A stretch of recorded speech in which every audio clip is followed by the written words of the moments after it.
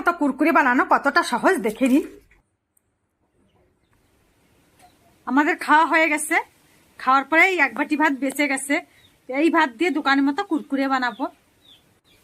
মিক্সির বাটিটা নিয়ে নিলাম, তাতে দিয়ে দিলাম 5 কোয়া রসুন ছুলে, 2টা কাঁচা লঙ্কা ভেঙে দিলাম, অল্প করে একটু টমেটো দিলাম। এখানে আপনারা আরও কিছু দিতে পারেন, যেমন কি ধনে জিরা, তো আমি ওসব কিছু দিলাম না, আমি সিম্পল বানাবো। তারপরে একটু ঘুরে এনে দিয়ে দিলাম ভাতগুলো, পরিমাণ মতো লবণ, রঙের জন্য সামান্য হলুদ গুঁড়ো আর জিরার গুঁড়ো দিয়ে আবার বেটে নিলাম। এই বাটার ভিতরে আপনারা কালো জিরাও দিতে পারেন, আরও ভালো লাগবে। আমি দিলাম না, আমি একদম সিম্পল বানাচ্ছি। তো বাটিতে ঢেলে নিয়ে 1 চামচ চালের গুঁড়ো দিছি। চালের গুঁড়ো না থাকলে আপনারা কর্নফ্লাওয়ারও দিতে পারেন, 2 চামচ সাদা তেল আর অল্প একটু 1 চিমটির মতো খাবার সোডা দিয়ে ভালো করে মেখে নেব। এখানে মাখাটাই বেশি দরকার, ভালো করে মাখতে হবে।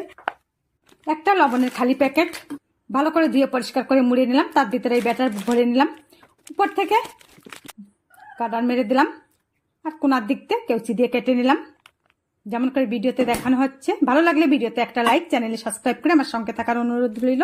গ্যাসের চুলা অন করে তাওয়া বসা দিচ্ছি, তাওয়া দিয়ে দিচ্ছি সাদা তেল, আর এখন এই ব্যাটার দিয়ে কেউচি দিয়ে দিয়ে কেটে দিচ্ছি তেলের ভিতরে। এইভাবে করে ভাজতে হবে। দেখুন কতটা মুচমুচি হয়েছে, খেতে কিন্তু ভীষণ টেস্টি হয়। এভাবে বানিয়ে খেতে পারেন, খুবই ভালো লাগবে। আজ এই পর্যন্ত, ভালো থাকবেন, সুস্থ থাকবেন।